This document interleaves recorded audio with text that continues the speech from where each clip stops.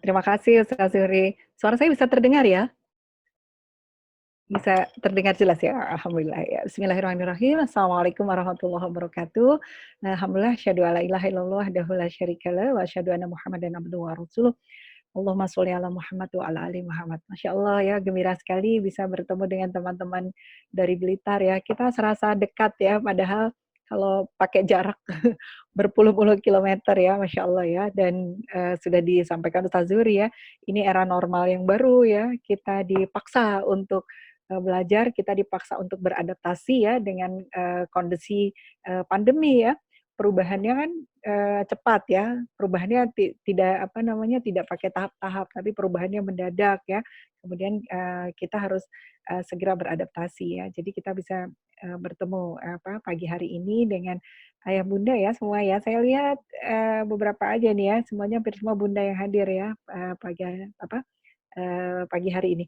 Bagaimana kabar semuanya ya? Mudah-mudahan sehat semuanya ya. Kita juga di bulan Ramadan yang bulan Ramadan ini istimewa, kemudian juga di kondisi yang tidak biasa ya, karena semua aktivitas dilakukan di rumah aja gitu ya. Ayah bunda nanti kita akan saya akan share screen dan kemudian kita punya media komunikasi.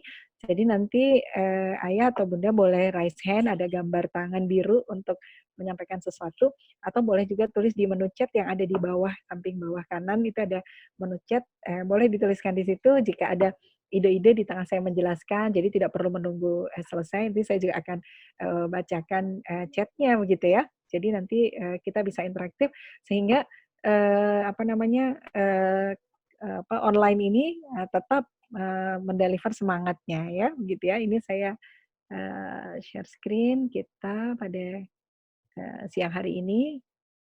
Ya, ini sebentar, oh sebentar. Sebentar, saya lihat ini. Oke. Ya inilah teknologi ya, kita tetap harus mengatur ya. Ya, ya. Ini ya,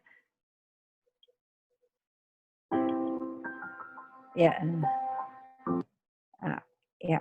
Uh, jadi ada uh, materi yang akan saya bawakan adalah mendampingi anak usia SMP ya.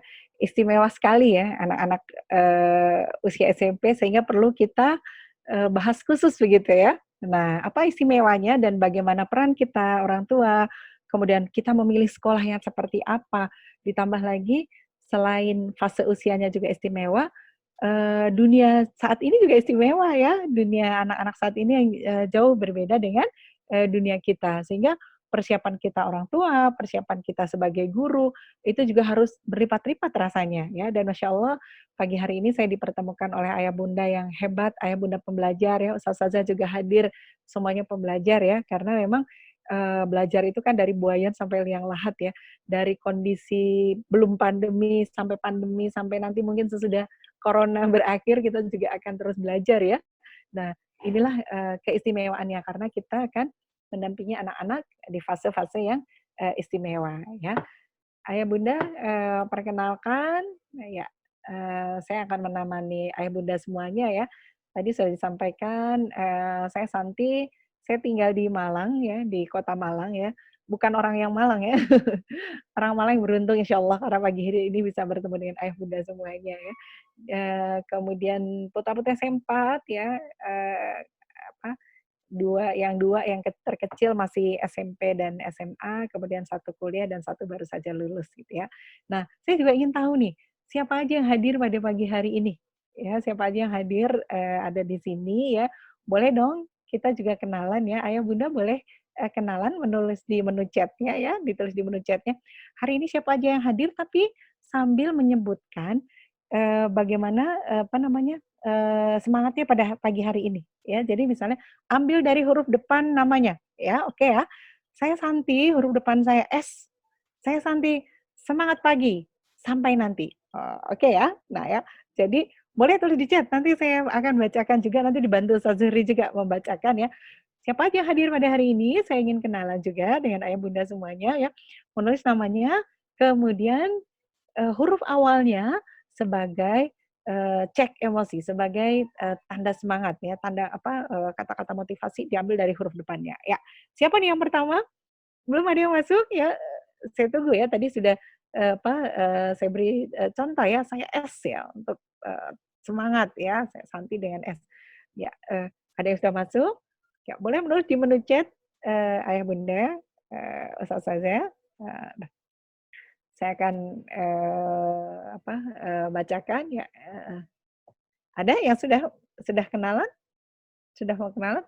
Belum ada yang nulis nih, siapa ya yang hadir pada hari tadi sudah disebutkan, Ustaz Zuhri ya, dari mana saja gitu ya. Nah, tentu nih, kan tak kenal maka tak sayang ya.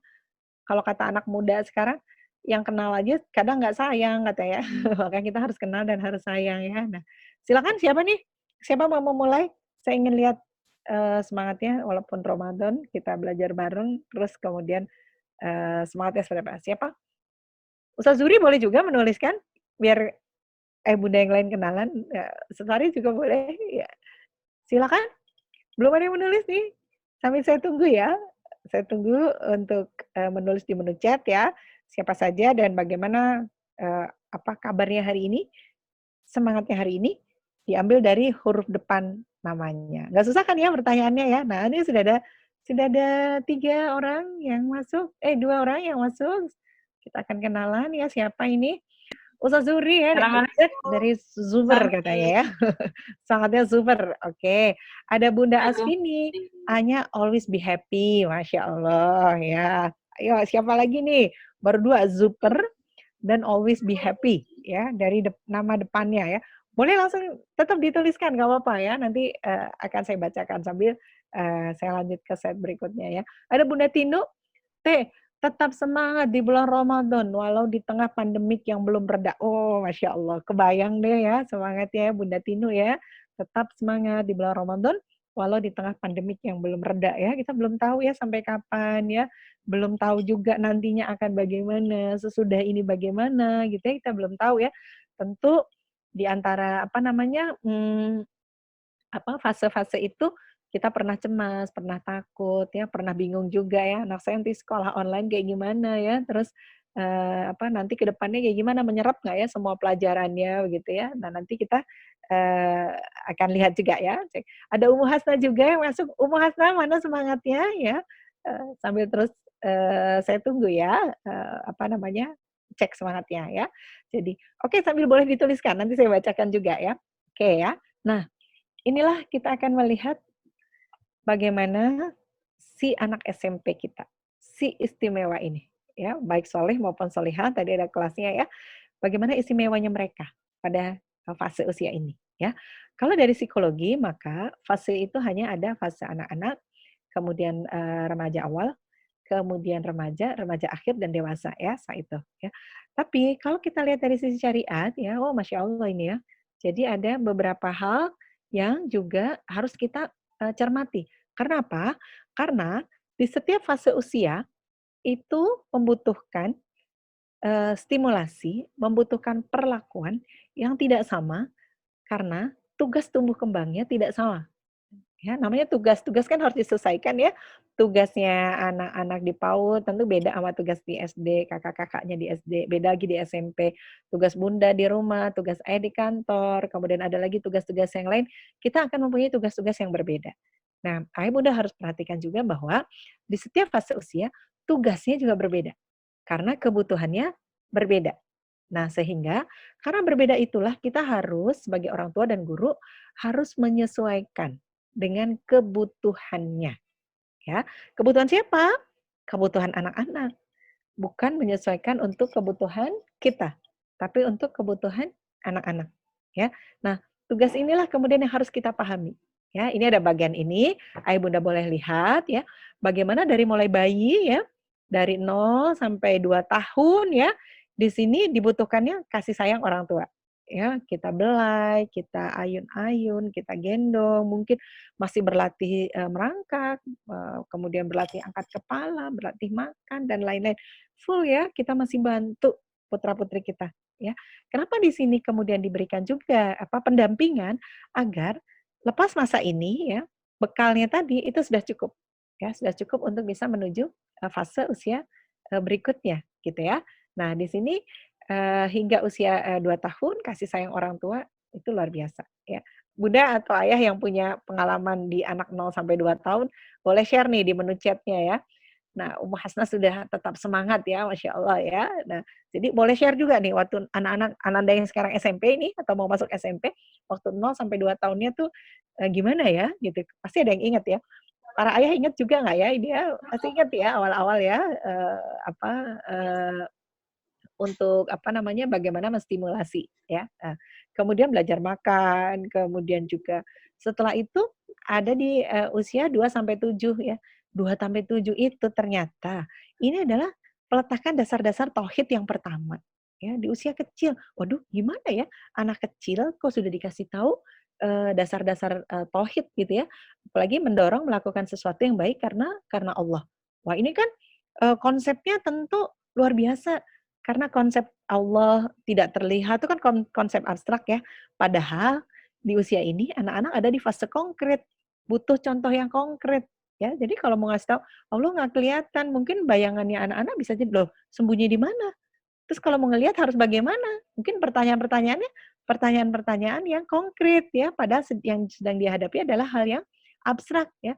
Tentunya kita bisa apa, mengajak ya anak-anak untuk melihat atau mengenal Allah melalui apa?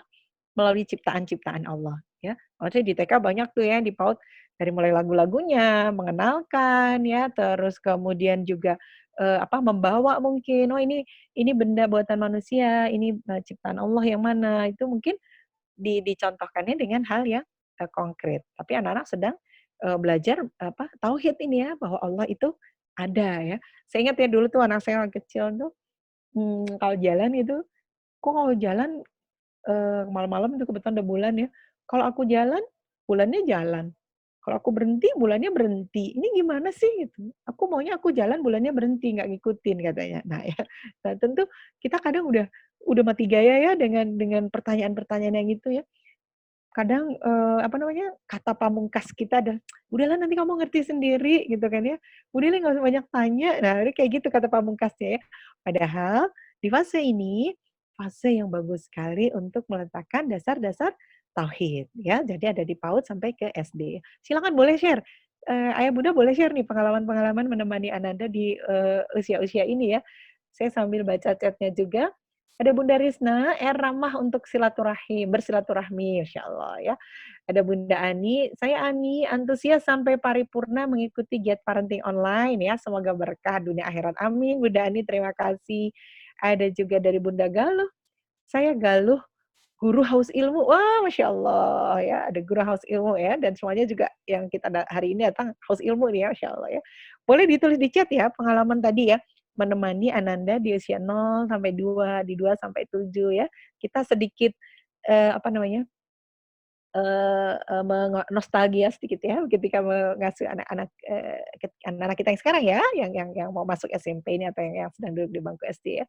Bagaimana pengalaman, ayah bunda, karena nanti kita akan lihat, ada nggak ya perbedaan era dulu sama sekarang gitu ya. Nah ini, kita membersamai anak-anak itu betul sekali ya, tidak lama ya, karena di fase usia berikutnya kita akan lihat ya, apa yang dibutuhkan anak-anak dan kemudian, apa bekal yang kemudian harus, kita sampaikan ya. Nah kemudian setelah 2 sampai 7 ada, fase tamyiz ya, 7 sampai 10 tahun. Di sini anak-anak sudah harus bisa membedakan mana baik dan buruk melalui nalar, Masya Allah. Tidak hanya melalui, "Ini nggak boleh ya, ini jangan ya, ini," tapi tidak diberi penjelasan yang jelas ya. Kita dulu ingat nggak waktu kecil ya, nggak boleh berdiri di depan pintu. Kenapa? Nanti mertua mau lewat nggak bisa, gitu kan. Kita nurut aja ya. Padahal kalau anak sekarang digituin, "Jangan di depan pintu, mertua lewat nggak bisa," katanya. Emang nggak ada pintu yang lain ya? Nah ya, atau nggak bisa bilang permisi ya, mungkin gitu ya. Jadi itu ada doktrin, terus nggak boleh apa lagi? Nggak boleh duduk di bantal ya, nggak boleh di bantal, terus banyak ya yang, apa, tidak dengan penalaran. Jadi membekalinya, kemudian dengan, doktrin gitu ya, ini nggak boleh, ini boleh. Padahal, agama atau syariat sudah menganjurkan dengan, penalaran nih ya, karena anak-anak akan mendapat pendidikan awal. pokok-pokok syariat ya. Ayo saya tunggu share-nya dong, saya ingin juga denger nih cerita seru-serunya Ayah Bunda ketika mendampingi Ananda di fase-fase usia ini ya. Ada nggak yang nanyanya kita nggak bisa jawab mungkin? Ada nggak perilaku-perilaku yang masih kita ingat sampai sekarang gitu ya? Saya teringat sekali anak saya nomor 3 itu sampai terkenal di rumah sakit ya. Di sini ada rumah sakit Lavalet ya di Malang itu. Karena dia fasenya apa, ketika dia fase eksplorasi ya di usia belum 1 tahun, dia masih merangkak gitu. Fase eksplorasinya itu luar biasa ya, semua kan masuk mulut ya, dari rumput dia masuk mulut, pasir pernah juga, mohon maaf kotoran kambing juga pernah dia lari keluar makan gitu ya. Jadi dia bolak-balik masuk rumah sakit karena kondisi-kondisi itu ya, sampai terkenal di rumah sakit ya. Nah itu, bagaimana, pada fase apa, eksplorasi ini, apa namanya, bukan hanya kita memberi kebebasan dia untuk eksplorasi ya, tapi kita juga punya target-target. Ya ini ada pengalaman tuh saya seperti itu ya. Ayah Bunda boleh boleh di menu chat ya untuk apa, eee, cerita apa pengalamannya ya. Nah, ini ada Bunda Bici, Masya Allah, Bunda dari Akila dan Wafda, dan juga anak-anak Al Irsyad Blitar ya. Aduh salam ya buat teman-teman di Al Irsyad ini ya, Bunda ya. Oke ya. Terus tamyiz saya teruskan ya. Nah, di tamyiz ini kemudian sudah pada baik buruk. Setelah itu fase amrat. Apa itu? Memerlukan pengembangan potensinya. Karena masa ini anak-anak mencapai akil balik sampai sudah akarnya. Fase taklif, fase di mana semua kewajiban sudah jatuh ya.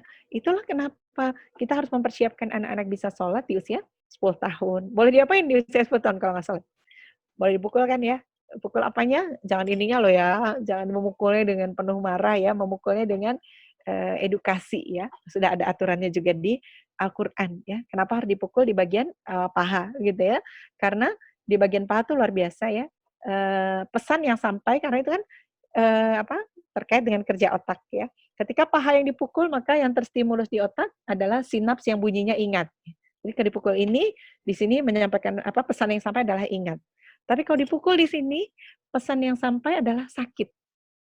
Ya, jadi kita tidak perlu untuk apa membuat inovasi pada hal-hal yang nasnya sudah jelas ada di Al-Quran. Aduh kayaknya nggak seru deh kalau mukul di sini ya, nggak berasa ya, nggak berasa untuk yang mukul, untuk yang dipukul berasa. Belum lagi otak menyampaikan pesannya juga akan berbeda antara di sini dengan di sini. Kok ini sakit bun, di sini juga sakit. Ya, tapi kalau di sini Al-Quran suruh di sini, otak pesan yang sampai adalah ingat ya, Masya Allah. Ya, jadi ayo kita koreksi. Ya, ayo kita koreksi ya. Ada apa hal-hal yang apa mungkin masih kurang tepat ya. Kalau di sini nurutnya mantep, iya. Tapi kemudian ada jejak yang ditinggalkan yaitu marah, dendam, sakit hati gitu ya pada anak-anak ya. Nah kan sayang sekali ya nanti kita nggak bisa mengulang lagi ya kondisi-kondisi itu. Nah ya, nah inilah keistimewaan yang kemudian kita sampai di fase taklif, 15 sampai 18 tahun ya. Harus tertanam rasa tanggung jawab, kemudian juga pada orang tua, pada lingkungan ya. Beda kan ya? Coba kita kita lihat lagi dari awal. Dari dia 0, 2, 2, 7, 7, 10, 10, 18, 10, 15, kemudian 15, 18. Kebutuhannya beda ya. Kalau kebutuhannya beda, masa cara mengajar kita tetap sama antara anak yang masih kecil, anak umur 18 tahun, 15 tahun, masih disiapin seragamnya, masih harus dibantu, masih harus diingatkan, kemudian masih harus diantar barangkali. Kan beda kebutuhannya. Dia sudah bisa loh, sudah tahu mana apa yang baik dan buruk. Sudah tahu oh rute ini naik ini. Kalau ke sini aku naik sepeda mau main ke rumah teman, baiknya berarti pamit dulu ke ayah atau ke bunda di rumah. Oh aku mau pulangnya telat nih dari sekolah, berarti baiknya bisa telepon dulu. Dia sudah tahu diajarkan untuk itu. Ya, tidak harus selalu orang tua atau guru yang menangani 100% kebutuhannya. Ya, kalau apa hari ini apa yang mau dikerjakan, ayah bunda cukup mengingatkan besok atau hari ini pelajarannya apa, mas? Sudah dicek semua bukunya misalnya. Jadi tidak perlu kita semua yang apa masukkan buku-bukunya, masukkan juga ke dalam tasnya, bahkan dia nggak tahu dia itu punya pensil atau enggak ya. Bahkan dia tidak tahu hari ini itu seragamnya apa gitu. Bahkan nggak tahu juga ya mungkin ada pengumuman apa dari sekolah karena apa kita orang tua pasti yang udah update duluan ya dan, lupa melibatkan anak, tanggung jawab anak, bab tanggung jawab, di, area-area itu.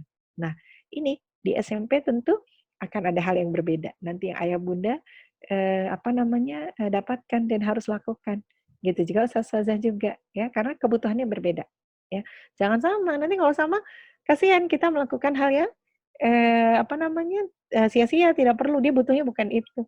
Ya, kalau dia butuhnya makan, masa kita kasih minum, ya kan? Kan nggak kenyang jadinya, atau kebalikannya ya. Jadi kalau dia butuh ruang untuk eksplorasi tanggung jawab, maka ruang itulah yang harus kita berikan kepada anak-anak, baik di rumah maupun di sekolah. Ya, apalagi kegiatan di sekolah beragam ya, Masya Allah ya, dan jam sekolah juga lama, itu orang tua, lalu gimana dong? Kita orang tua nggak kebagian ini nih, nggak kebagian peran dong, diambil sekolah semua pahalanya, diambil ustazah semua dong nih pahalanya. Tidak, ayah bunda bisa berperan ya dalam pendampingan anak-anak ketika beraktivitas di sekolah. Nah, peran apa yang bisa lakukan? Nanti kita lihat setelah ini ya. Ayo sambil ditunggu share-nya ya bunda, boleh dong yang punya cerita mengasuh Ananda nih ya, yang sekarang persiapan SMP ya. Gimana, deg-degan nggak ya mau melepas satu anak dari putih merah menuju putih biru gitu ya? Kok saya selalu meresapi momen itu ya. Jadi ketika masuk TK aja rasanya, ya Allah anak sudah sekolah ya, ada TK gitu ya. Kayaknya ngelepasnya itu berat ya gitu ya. Dari TK ke SD beda lagi perasaannya ya. SD ke SMP, SMP ke SMA, kita akan punya perasaan yang berbeda ya. Ya, jadi sehingga orang tua pun perlu apa? Perlu beradaptasi ya, melihat kesiapan-kesiapan ini. Di era pandemi ini aja banyak sudah adaptasi yang kita lakukan ya, salah satunya, seperti ini ya, jadi jarak dan, waktu sudah nggak relevan kita ya, jadi ya udah gampang aja kalau mau, berkomunikasi ya sekarang kita harus cepat-cepat adalah, adaptasi terhadap berbagai macam aplikasi ya dan tools ya yang harus cepat-cepat ya. Oke ya Bu, saya tunggu share-nya ya, boleh ditulis di menu chat ya. Jadi, atau di antara ini ada ayah bunda yang ingin tanyakan boleh langsung tulis di chat ya, kita akan lihat. Saya sih senangnya share juga nih, ayah bunda boleh cerita ya, tentang pengalaman-pengalaman pengasuhan ya. Oke ya. Nah jadi di sini jelas ya, kenapa kita harus, memahami fase-fase ini, karena di tiap fase usia apa tadi, kebutuhannya beda-beda, ya. Karena kebutuhannya beda-beda, kita harus juga memberikannya beda-beda, memberikan ruangannya beda-beda. Ruang 0-2 tahun, kita beri kepada ruang usia SMP terlalu sempit, nggak cukup. Kalau kita analogikan dengan bajunya dia 2 tahun dia pakai baju di usia 15 tahun kan nggak muat ya, nggak cukup ya. Jadi ruangnya harus diperbesar, bajunya harus diperbesar ya, penghargaannya diperbesar ya. Jadi jangan lagi kita menggunakan ukuran-ukuran sebelumnya ya. Justru di usia sebelumnya itu kita penuhi kebutuhannya agar kemudian di fase usia berikutnya udah tuntas tuh kita nggak ada PR ya untuk, pengasuhan ya. Ya baik ya ya Bunda ya, boleh ya saya tunggu loh chat-nya ya. Nah, tantangan kita berikutnya, tadi saya sampaikan adalah tantangannya adalah zaman, ya, era baru ya. Tadi kenapa saya pingin, kita share ya, karena kita akan lihat ada nggak ya bedanya ya, atau mungkin inget-inget masa kecil kita dulu, inget nggak ya gitu ya. Tadi ya misalnya, oh kalau dulu mah kita manut-manut aja ya, nggak boleh berdiri depan pintu, nggak boleh duduk di bantal gitu. Sebetulnya kan etika gitu ya, tapi kemudian, dengan diperintahkan seperti itu aja kita oke-oke aja gitu ya. Nah sekarang kita eranya baru ya. Tadi era yang pertama adalah fase tumbuh kembang itu ya, yang harus kita, pahami, ini tantangan zaman ya. Jadi di sekarang eranya begitu cepat ya, semuanya cepat ya. Saya sampai ke Blitar di waktu yang sama dengan bertemu dengan ayah bunda ya. Ini cepat banget gitu ya. Kita, ada hidupnya tergantung koneksi ya sekarang ya. Dan bahkan tadi saya mau screenshot itu cuman, nggak keburu ya tadi.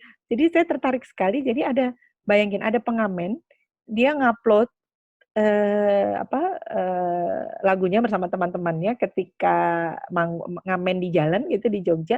Dia ada satu pesan terakhirnya di layarnya itu, boleh ngirim sawerannya, uangnya, lewat barcode ya. Ada barcode kan kemudian kita foto pakai kamera HP kita cekrik, boleh lewat OVO, lewat, GoPay dan lain-lain. Jadi boleh sawerannya tetap dikirim, bayangin ya. Ada yang ngamen aja, kita tetap bisa ya. Nah, kalau sekarang kan sedekah juga gitu ya, kita bayar zakat, mungkin berinfak, semuanya sudah dengan online, ya serba cepat. Nggak ada lagi istilah misalnya, "Aduh saya belum bisa nih bayar zakat karena masih hujan," gitu misalnya. "Aduh saya nggak bisa nih ke sini karena masih ini." Udah nggak bisa lagi sekarang, ya. Karena eranya ini, semuanya didukung oleh teknologi ya, bahkan tadi saya sampai, apa, "Wih, pengamennya adaptasi banget ini ya." Jadi, kalaupun dia ngamen di Jogja, kita di Malang atau ayah bunda di Blitar, tetap bisa tuh ya. Nah, termasuk juga konsep-konsep sedekah ya. Nah, ini era kita, era tantangan. Nah, kemudian surprise ya, banyak hal yang tidak terduga dan berdampak luar biasa ya. Apa saja itu ya dampaknya luar biasa? Contohnya pandemi ini ya.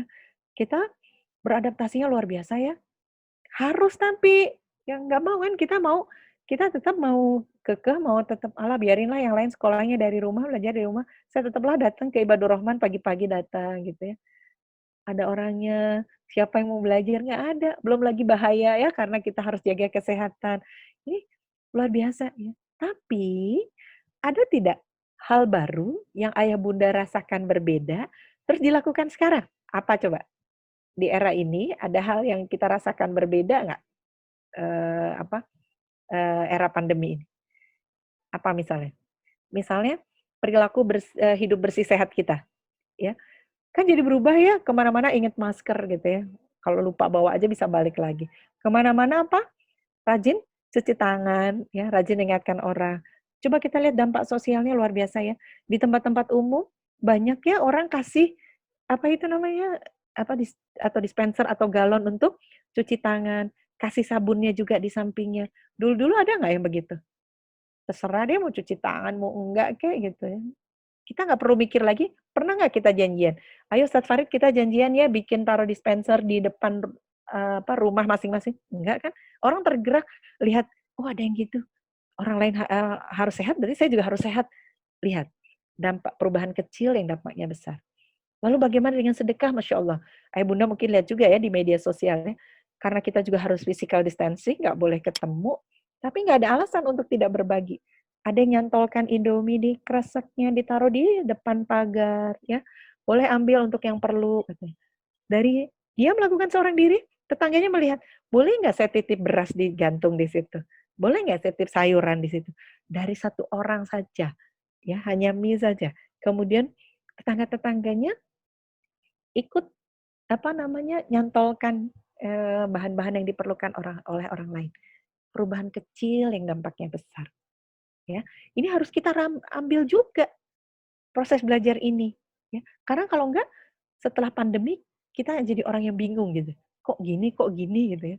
Padahal di pandemi ini adalah era kita belajar, ditambah dengan era yang memang sesungguhnya ya banyak kejutan-kejutan ini dan mungkin ini sudah, qadarullah juga ya, kita dikasih Ramadan, kemudian diberi pelajaran di era pandemi ini, kayaknya kita jadi, menjadi kupu-kupu yang indah banget. Dikepompong, di apa ya, dipingit itu di 2 fase. Di era pandemi, kita diminta belajar, di era Ramadan, kita juga diminta beribadah dan belajar yang banyak. Keluar dari fase ini, Masya Allah, mungkin kupu-kupu yang diuber-uber orang kali ya, diuber kupu-kupu yang saking indah itu ya. Nah, jangan sampai kita melewatkan di era pandemi kita ngeluh misalnya, kemudian takut, khawatir, di era Ramadan juga, "Aduh Ramadannya nggak seru sekarang, nggak bisa ini nggak bisa ini nggak bisa ini." Keluar fase itu, tuh kita rugi, kita nggak dapat apa-apa ya. Jadi ayo ya, di 2 era ini, di 2 fase ini, kita jadikan kesempatan belajar juga bersama anak-anak tentunya. Karena ini udah takdirnya nih akan ada speed, ada, surprise juga ya yang, apa, harus kita antisipasi ya. Yang ketiga adalah sudden shift ya, ada pergeseran yang tiba-tiba ya, tidak hilang tapi berpindah ya, orang tidak hilang. Jadi kemana? Mall-mall sepi sekarang, pasar sepi juga, tapi apa karena orang nggak ada yang beli? Enggak kan? Mereka pindah, pindah ke mana? Lewat lewat online, ya belajar lewat online ya. Bahkan luar biasa ya, kayak kayak saya tuh di grup WA-nya RT gitu. Saya baru tahu misalnya, banyak yang baru tahu, oh ternyata Bu A itu jualan rempeyek, oh Ibu B ternyata jual nugget, Ibu C ternyata jual ini, takjil, Ibu ini. Karena kita ramaikan di grup ya, di media sosial. Akhirnya kita pesan lewat, chat juga, "Bu, saya Bu mau kolaknya, Bu saya mau nuggetnya." Lalu memberi rezeki juga pada pengantar ya, ada ojek online dah atau pengantar online ya. Kita saling membagi rezeki yang luar biasa ya. Tidak hilang, tapi bergeser ya. Tukang jualan di pasar bahkan ada yang, ketika saya lihat ya, di pasar itu, tadi ada mbak-mbak katanya, kan jualan saya sepi. Dia diminta bawa kertas gini cuma nuliskan misalnya, "Hubungi saya ya, Pak siapa untuk pesan ayam." Terus difoto, di-upload di media sosial punyanya dia ya, punya tadi orang yang mau membantu itu, ya. Ini luar biasa sekali. Ya, ini kan proses belajar juga ya, untuk di era ini. Ini tantangan. Kalau kita tidak memanfaatkan era ini sebagai bagian dari, tarbiyah kita bersama keluarga, bersama anak-anak, sayang sekali. Ya, ditambah dengan Ramadan ya. Oke ya, saya sambil lihat chat juga ya. Ayah Bunda boleh, nyampaikan ya, pengalaman-pengalamannya ya. Nah, ini Masya Allah, dari Ustaz Farid ini ya, mengenalkan huruf bacaan kepada anak-anak pada usia-usia awal ternyata cukup menggembirakan. Iya ya, seru ya. Karena kan anak-anak lagi fase konkret ya dengan tepuk, dengan nyanyi, dengan macam-macam ya, kita jadi kreatif juga ya orang tua aja ya gitu ya ini. Kemudian dari Bunda Oma, adik saya usia 4 tahun, bukan Bunda ya maaf ya, adik saya usia 4 tahun bangun tidur mencari HP. Di sini saya merasa sudah ketergantungan HP ketika ayah bunda sibuk, HP jadi teman. Dan sering ya, bagaimana cara menghadapi tantangan zaman smartphone? Oke, dari sisi ortu mungkin enak, tapi dari sisi anak menurut saya pembentukan karakter yang buruk ya. Terima kasih ya. Betul nih, Masya Allah ya. Orang tua mungkin gampangin aja, nanti kita bahas juga ya, nanti ada di slide berikutnya ya. Orang tua mungkin perannya ya tadi udah di peran tumbuh kembang tadi ya, di situ yang diminta adalah peran ortu loh ya. Ada nggak tulisannya peran HP di situ? Ini peran HP di usia 0, nggak ada ya, orang tua kan ya. Jadi itu peran kita ya, jangan jangan menggantikan gitu ya, peran kita dengan benda ya, betul sekali. Jadi karakternya buruk ya. Saya pernah ketemu anak kecil, okelah kalau anak kecil ngomong ipin upin gitu udah biasa ya, karena dia mungkin banyak itu. Dia berbahasa Spanyol bayangkan. Kita bahasa Spanyol kayak nonton Esmeralda gitu ya. Dari mana dia dapat? Karena sejak kecil ibunya sibuk, kemudian diberi HP. Tontonannya dirasa sudah cukup baik oleh orang tua, yaitu cara buat slime, ya. Tapi, cara membuat slime itu disampaikan dalam bahasa Spanyol, ya. Nah, jadilah dia setiap hari bayangin ya, anak-anak 0, 2 tahun itu kan si peniru ulung, si penyerap segalanya, semuanya diserap, semuanya dimasukkan, ya, kayak spons dia nyerap semuanya, itu si 0 sampai 5 tahun, nyerap semuanya, ya. Jadi, kalau kita biarkan aja, dia akan menyerap lagu-lagu atau kata-kata yang tidak bermanfaat, tapi kalau kita dengarkan dia murotal, kita dengar kata-kata yang baik, itu juga akan membekas. Jadi pilih mana? Dengan yang baik sekalian kan? Karena itu tidak bisa diulang, ya. Apalagi kalau bab masalah perilaku.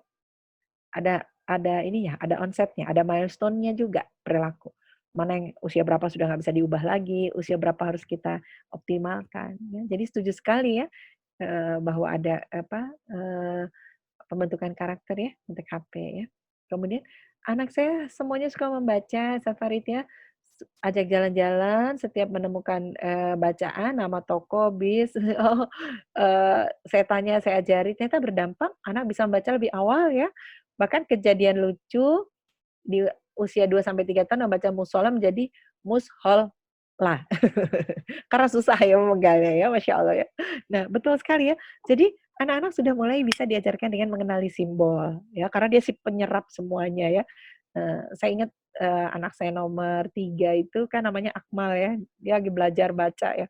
Suatu hari di pom bensin saya ingat banget, ada mobil di depan tuh, pakai stiker Akpol, terus dia teriak-teriak, "Itu ada nama Akmal," dia hanya kenali A dengan L di belakangnya ya. Jadi Akpol dia pikir Akmal ya, karena lagi senang baca, ngafalin namanya dia. Dia waktu masih kecil sih ya, seusia ini mungkin 2 atau 3 tahun gitu ya, Ustaz, ya. Nah ya, jadi itulah ya, jadi itu tantangan kita, satu, tantangan kita kedua adalah zaman, ya, yang berbeda. Ya nggak bisa lagi, kamu nggak boleh duduk di bantal ya, kamu nggak boleh duduk di depan pintu ya, nanti orang nggak bisa lewat, mertuamu lewat nggak bisa, gitu. Terus, apa itu kalau ada apa namanya, minyak di tangan terus suruh digini-giniin di kaki biar disayang mertua gitu ya. Itu udah akan dicari sama dia ya, apa hubungannya tanganku kotor digini-gini kan akan disayang mertua misalnya.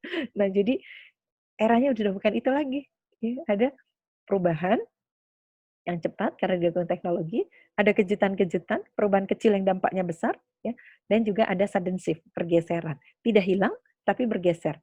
Jadi ayah bunda jangan apa namanya, jangan kalah. Kok anak saya nggak pernah cerita apa-apa ya sama saya? Teman-temannya udah tahu semua. Ketika ditanya, kamu tahu dari mana? Itu loh dia tulis di Facebooknya, itu loh dia tulis di statusnya, itu loh dia kirim fotonya di Instagram. Hah? Kok dia nggak cerita sama saya ya? Akhirnya kita akan menjadi orang yang paling nggak tahu tentang anak-anak. Karena ada sudden shift itu tadi. Ya, kemana? Kita hanya melihat ya, anteng-anteng aja mungkin ya. Anteng, tenang ya. Ada orang tua datang, tenang aja. Tapi dia begitu kaget ketika buka Instagram anaknya. Gambarnya pisau, gambarnya darah, gambarnya orang marah. Nah, semua orang tua nggak tahu apa-apa. Kayak di rumah tenang-tenang aja ya.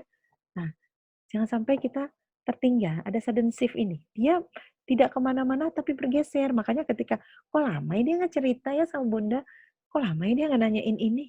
Kita harus segera cari, kemana nih sudden shift-nya? Kemana dia bergeraknya, berpindahnya kemana? Oh, ke gurunya mungkin. Nah, peran guru juga luar biasa. Jadi kita harus nangkep di sini sama di sini nih. Jangan sampai dia ke sana. Jadi bola liar di media sosial. Ya. Jadi kita harus cari juga, ya, harus dekat.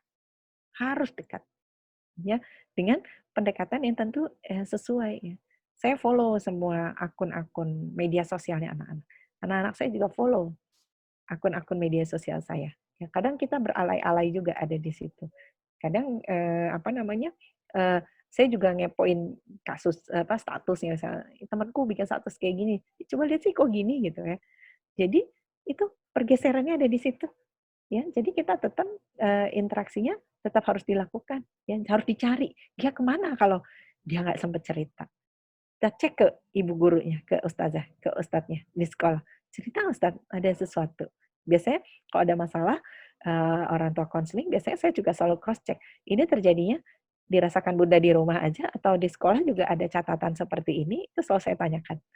Ya, karena kita kerjasama ya di sini. Nah, di sudden shift ini sekolah, ustazah maupun orang tua di rumah harus waspada. Ya, kemana dia bergeraknya? Kemana dia larinya?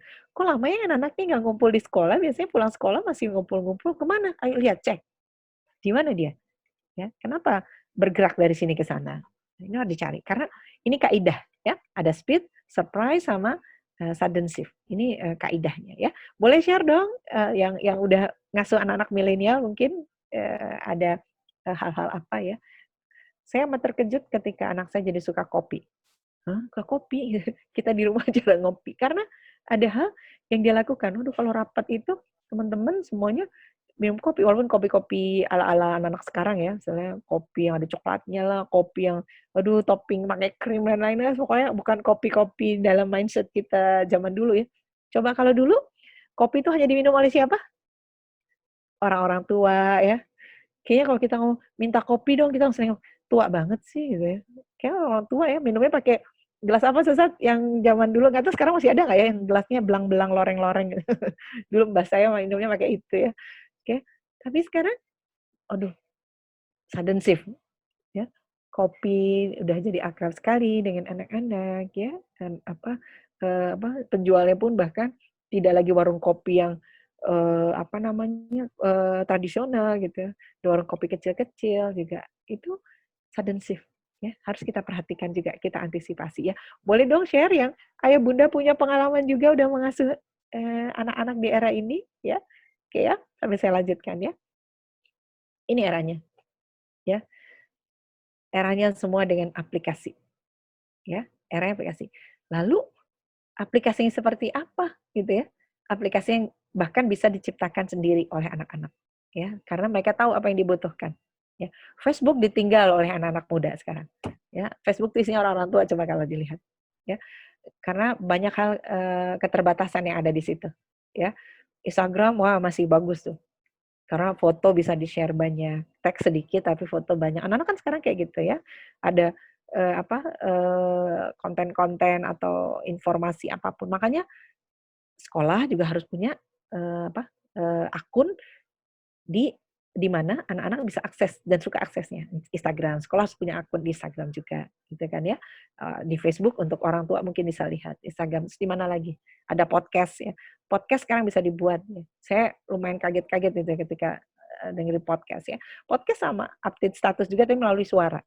Anak-anak ini ingin didengar, tidak hanya, texting, tidak hanya lewat tulisan, ya, didengar juga ya. Jadi saya pernah Eee, apa, eee, saya minta anak saya, "Oh, mau denger dong podcast tuh kayak apa sih?" Gitu ya. Ya Allah, habis dengerin podcast kepala saya pusing ya. Karena isinya ya itu tadi, untuk anak-anak ada, konten-konten positif banyak juga gitu ya. Ada kebetulan saya dengerinnya podcast curhat gitu ya. Apa aja dicurhatin semua sama anak-anak itu ya. Jadi didengar, jadi dia yang dengar, sama seperti, update status ya. Ini di sini dan kita ketinggalan, kita hanya memantau dia di Facebook. Oh aman ya, nggak ada, dia nggak pernah tulis status. Ingat sudden shift, ketika dia nggak tulis di sini, dia buka akun yang lain, yang ada teman-temannya di situ juga. Ada Instagram, ada tadi ada podcast, sedangkan kita kan podcast itu apa ya, ada YouTube sekarang, nge-vlog dan lain-lain ya, itu sarana komunikasi ya, bergeser ya, sarana komunikasinya sudah bergeser. Jadi tidak bisa kemudian kita tidak mengenalkan kepada anak-anak. Ya betul tadi, ada ukhrawi, kemudian nanti, tumbuh kembang dengan syariah, kemudian juga ada pemenuhan-pemenuhan agar ia tangguh di zamannya, ya. Ini harus diberikan juga, ya. Jadi walaupun ini jadi pisau bermata dua, tergantung siapa yang pegang teknologi itu, negatif atau positif, ya. Tapi konten-konten harus dipakai, karena anak-anak kita adalah generasi native digital, ya. Mereka lahir udah begini, ya. Sedangkan kita bukan, ya. Kita generasi yang pasif, kita harus belajar dulu. Makanya kan suka ketinggalan ya, sama anak-anak gitu ya. Mereka yang native, cepet aja gitu ya. Bahkan, saya membayangkan RAM 2 dengan RAM 6 di HP aja, saya nggak nyantol-nyantol sampai sekarang. Jadi tapi misalnya anak saya bilang, "Harusnya RAM ini Mi, ini gini." Aduh apa sih, saya nggak bisa, analoginya nggak masuk gitu. Pokoknya saya cuma membayangkan, oh angka 2 sama angka 6 berarti besar 6 gitu. Tapi RAM itu apa? Itu saya harus, merenung kali ya bacanya ya. Tapi mereka dengan cepat gitu ya, kita bisa memberi peran tadi ya, memberi peran dengan minta pendapat ketika dia ada SMP ya. Ini bagus mana sih ini sama ini, karena dia lebih lebih native ya. Nah, tapi kita harus waspadai pergeserannya tadi ya. Nah ini banyak hal ya, dari aplikasi apapun ada ya. Dulu saya ingat sekali, saya pernah cerita mungkin ya, kita pernah bikin lomba entrepreneur untuk anak-anak SMA, kira-kira di tahun berapa ya, di tahun 2010-an ya, 2010, 2012 ketika zaman aplikasi ojek online belum ada. Anak ini juara satunya itu menciptakan ojek khusus mengambil barang yang ketinggalan. Ya, anak SMA 2, anak man 2 ya. Dia nggak punya motor, tapi dia konsepnya, persis sama seperti ojek online tapi belum pakai aplikasi ya. Jadi dia manfaatin semua teman-teman di kelasnya itu jadi membernya. Jadi misalnya barang saya tertinggal di Ibadur Rahman, dia cek temennya yang dekat Ibadur Rahman siapa ya, tolong dong ambilin barangnya Bu Santi itu ketinggalan di SMP, nanti temen yang dekat rumahnya di SMP ngambilkan. Nah itu, bayarnya sama flat 10.000 ya, 10.000 untuk jarak sekian meter. Itu kan luar biasa ya, kan konsepnya kayak ini sekarang ya gitu ya. Tapi ketika itu, ini dianggap aneh kan ya, apaan sih ini gitu, orang kan ojek untuk ngangkut penumpang, tapi ini luar biasa ya. Dia waktu itu punya penghasilan di zaman itu ya, itu 500.000 sebulan dan juga bisa udah bersih itu untuk dia, udah bisa ngasih teman-temannya yang, barang ketinggalan. Saya pernah memanfaatkan sekali ya, flash disk saya tertinggal, habis ngisi acara terus tertinggal, saya panggil, itu luar biasa ya. Jadi nggak pakai SMS dia itu, untuk ngeworo-woro teman-temannya, ya. Nah, kan luar biasa ya. Nah, di zaman sekarang semua bisa jadi pengusaha tanpa harus punya barang ya. Saya bisa punya toko jual baju, apa saya harus punya stok baju banyak? Enggak kan. Bisa apa tuh namanya, kok cash on delivery ya, kita pesan dari mana antar ke sana langsung. Bisa ya, anak-anak bisa juga ini untuk entrepreneur. Dia tidak perlu modal banyak, ayah bunda tidak perlu khawatir, "Hah, mau jualan, mau jadi pengusaha, ya nggak punya modal." Ada modalnya itu, ya. Modalnya adalah trust, kepercayaan, kemudian juga, ide kreatif, ya.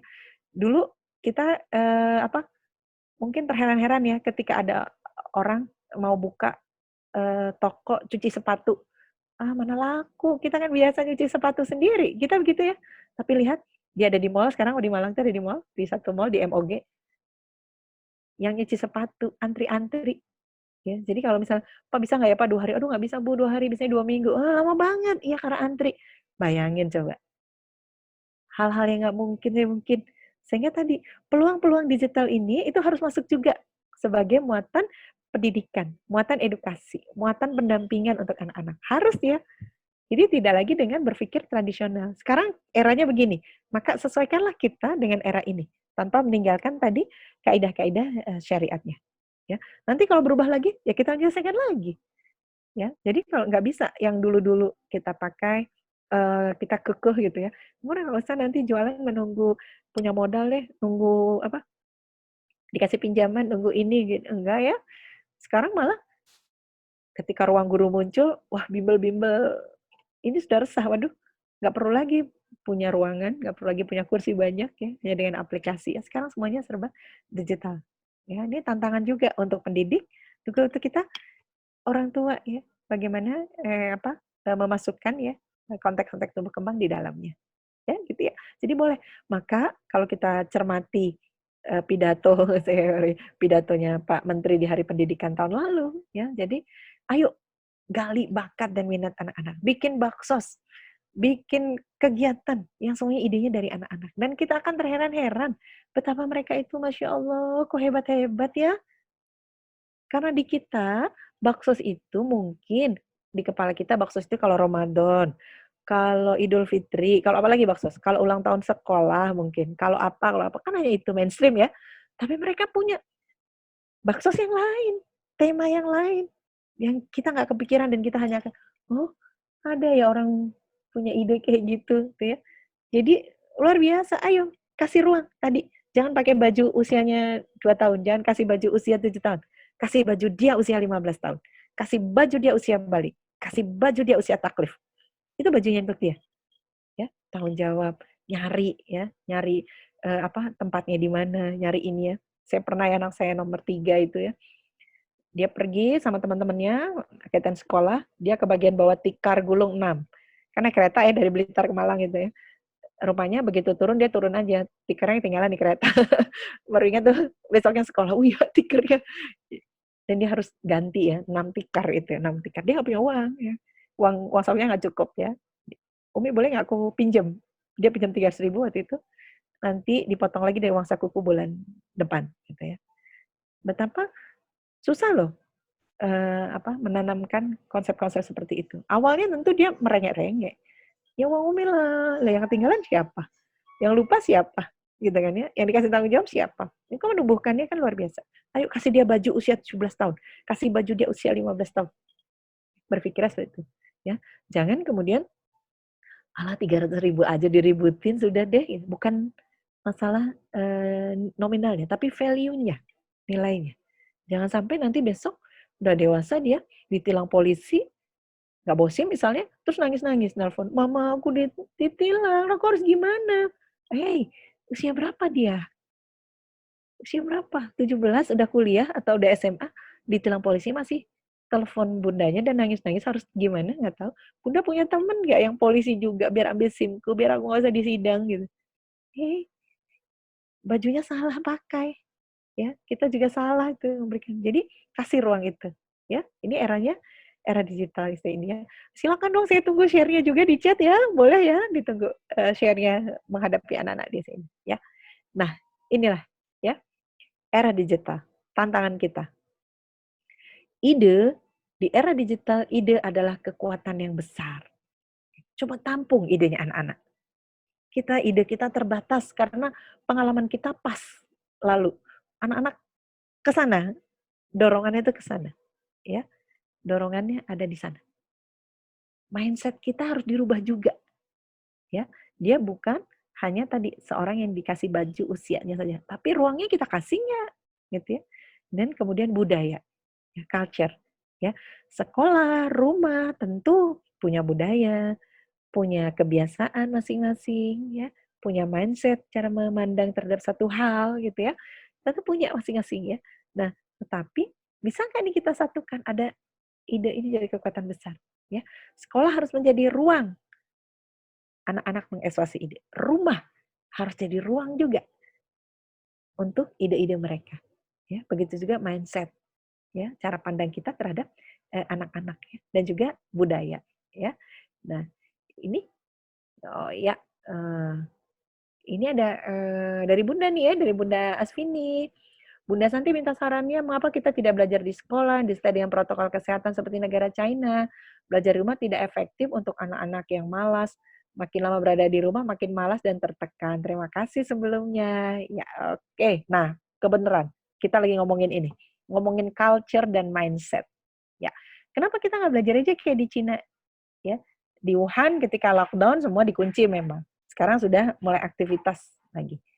Nah, sekarang bagaimana kita memandang angka penderita yang terus naik? Kira-kira ada hal apa yang aneh? Protokol sudah dikasih tahu, tetapi kepedulian ini nih, mindset ini nih, mindsetnya orang-orang itu belum bisa kita pastikan dia akan mengikuti protokol itu. Dan kita tidak mau gambling, kita tidak mau trial error. Ini masalah kesehatan, ya. Tidak semua loh ngeh gitu ya, bahwa kita harus tetapkan pakai mindset, harus cuci tangan, harus ini. Buktinya apa? Angkanya naik terus.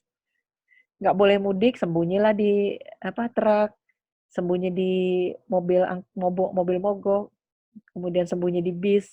Ini mindset loh ini, ya. Harus keluar dengan protokol kesehatan. Enggak juga. Barusan di Malang ya ada ya, orang ini sudah ODP, kemudian masih aktivitas jual beli dan lain-lain. Yang tertular banyak sekali, yang di-tracking tidak bisa, karena sulit. Nah, mindset ini, ayo kita benahi dulu. Makanya tadi, ada perubahan kecil yang berdampak besar, kita lakukan. Solehnya individu kita jadi soleh sosial.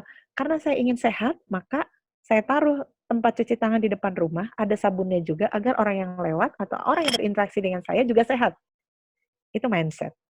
Kita tidak bisa menata hal ini sendirian, menata culture ini sendirian tidak bisa. Kalau kita mau tetap bersekolah, bisa dipastikan tidak mindset-nya sudah sama dalam menetapkan protokol kesehatan. Kalau sudah oke, tapi kan angkanya terus masih. Kita masih nemuin juga orang-orang yang masih, "Alah, entar juga hilang," gitu ya. "Tawakal aja lah," gitu katanya. "Kan udah mati, mati aja," gitu ya. Kan optimis berlebih, tapi ada juga yang takutnya berlebih, misalnya, "Udah nggak boleh kemana-mana, tutup pintu, kunci, tutup jendela," ada juga gitu, ya. Nah, jadi ini mindset menuju culture ini yang harus kita bangun, Bun. Jadi tantangannya apa sekarang? Bagaimana guru-guru mendeliver kekuatan belajar offline ke belajar online. Itu tantangannya, sehingga anak-anak tidak bosan, tidak boring. Makanya semua, kita gunakan aplikasi apapun, kenali aplikasi itu. Ada menu chat di sini, tadi bolak-balik, saya tanya, "Ayo dong Bun, sharing dong." Sama seperti kita, kalau kita, ketemu offline misalnya gitu. Anak-anak pun begitu, ya. Jadi, eee, kita juga bisa, bekerja sama dengan anak-anak. "Kamu malas kenapa ini?" Gitu ya. Habis bu guru ngasihnya teks melulu gitu, atau ngomong terus nggak ada teksnya, atau nggak ada tulisannya, nggak ada ininya gitu. Nah, catatan kan gitu ya, itu boleh kita variasi agar agar tadi tidak malas. Nah, sebelum kita mengenal dia malas, kita ubah juga mindset anak-anak kita. Bener nggak sih dia malas? Definisinya malas itu apa sih?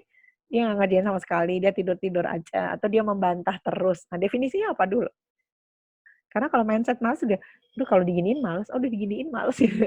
Nah, jadi letakkan dulu mindset yang betul, agar kita bisa membentuk culture, membentuk budaya, budaya belajar. Ya, boleh tuh Bun ya.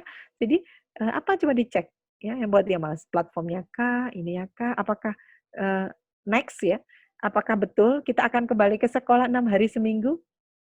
Ini jadi kajian di Kemendikbud, ya. Sudah dikaji bahwa mungkin nanti pasca pandemi, sekolah nggak lagi seminggu, sekolah hanya 3 kali, 3 hari deh, sisanya adalah belajar online. Itu sedang dalam kajian. Begitu juga orang-orang kantor. Oke, pekerjaan mana yang bisa dilakukan di rumah di-checklist. Jadi pegawai pun ada WFH dan ada di kantor. Semua berubah. Tukang-tukang sayur mungkin Ada dia jualan di pasar dan ada juga jualan dengan online. Karena kalau sekarang kan jual online barang-barang tertentu aja ya. Nah, mungkin bisa juga nanti nih, semua akan berubah, new normal. Kita akan menuju normal yang baru, gitu ya. Nah, jadi makanya mindset kita, eee, harus nih, mulai kita tata ya, kemudian juga budaya mulai kita ubah tadi ya, budaya, soleh individunya ke budaya soleh sosial. Ya, jadi kalau kita mau sehat, semuanya baik-baik aja, apa yang bisa kita bantu? Kalau mau lockdown, apa yang bisa kita bantu misalnya? Oh ya, bisa menggantungkan ini. Bahkan kalau di tempat saya tuh pernah ada juga hmm, orang nitipkan uang, Pak, kebetulan ada tukang pecel di dekat rumah, jualnya sepi. Ada yang titip, Pak, saya titip uang segini ya, Pak. Oh, banyak banget tuh belinya. Enggak, bukan buat saya, nanti Bapak bagi-bagiin ya ke yang perlu gitu. Lihat, luar biasa ya dampaknya ya. Memberikan jembatan kebaikan kepada orang lain juga, gitu ya. Ini bisa dilakukan bersama anak-anak? Bisa banget, ya, bisa sekali, ya. Proyek sosial di sekolah juga bisa.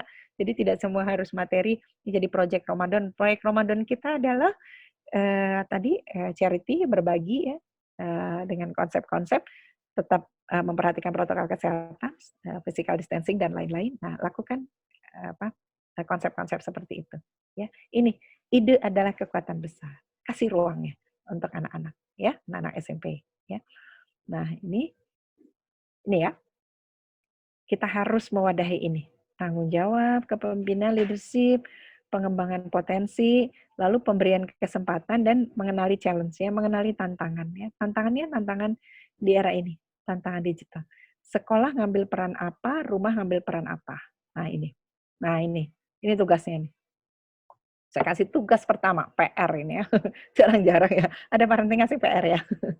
Jadi, dalam konteks kegiatan sekolah ya, sebutkan ruang aktivitas apa yang kita bisa berikan kepada peserta didik ya, mendapat pengalaman belajar sesuai, tugas tumbuh kembangnya. Jadi misalnya, tanggung jawab menurut ayah bunda, sekolah boleh dong ngasih tanggung jawab di apa.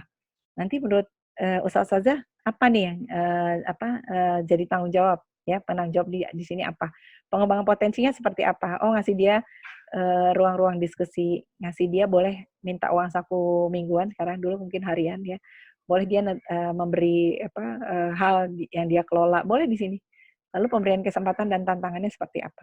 Ini boleh diisi, ya. Nah, nanti ayah bunda akan temukan bahwa kita harus loh berpartner dengan sekolah. Sekolah juga akan temukan, bahwa kita harus loh berpartner dengan orang tua. Jadi sekolah dan, rumah itu bukan kayak rel kereta yang nggak ketemu, ya kan satu-satu begini terus ya. Tapi kita justru harus barengan terus gitu ya. Nah rel keretanya udah dikasih papan, jalannya jadi bareng. Kalau dia satu besi sama satu besi kan beda-beda ya. Kasih papan, ya jadi bareng ke mana-mana. Nah, itu ya. Jadi kita akan memberi ruang untuk anak-anak kita di bab-bab seperti ini ya. Boleh chat ya di share di menu chatnya ya.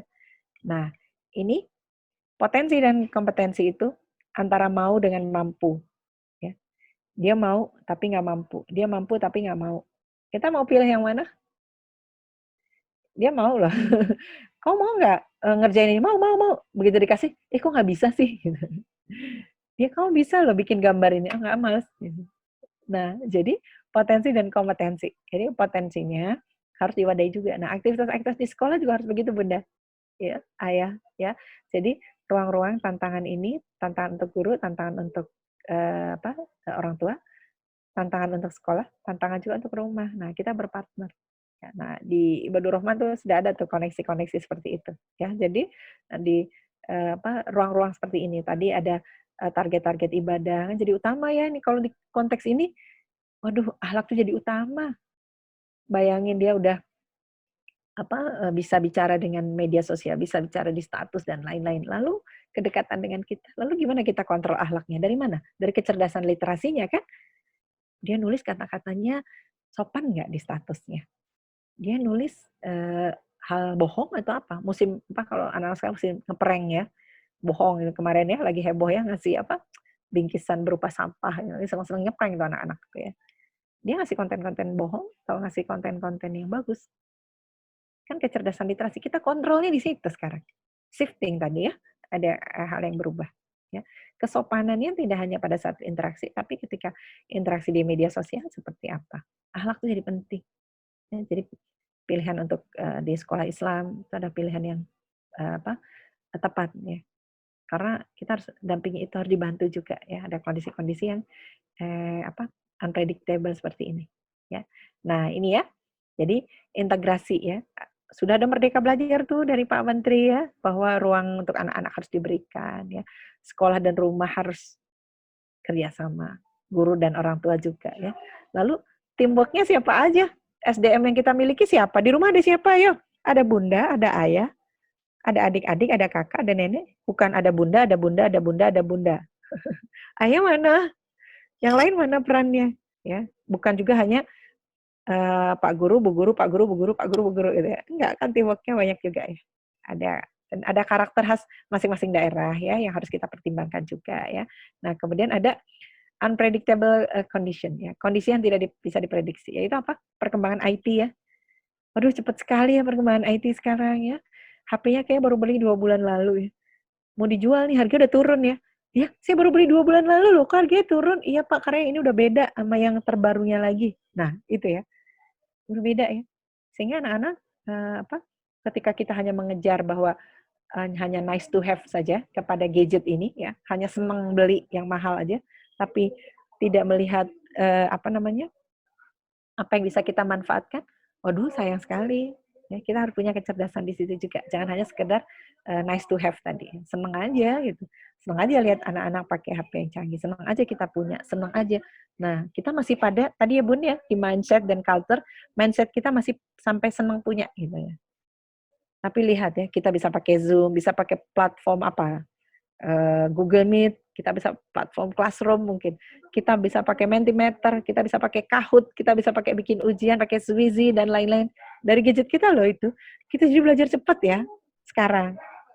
Ya, karena dulu-dulu mungkin yang ditanya apa?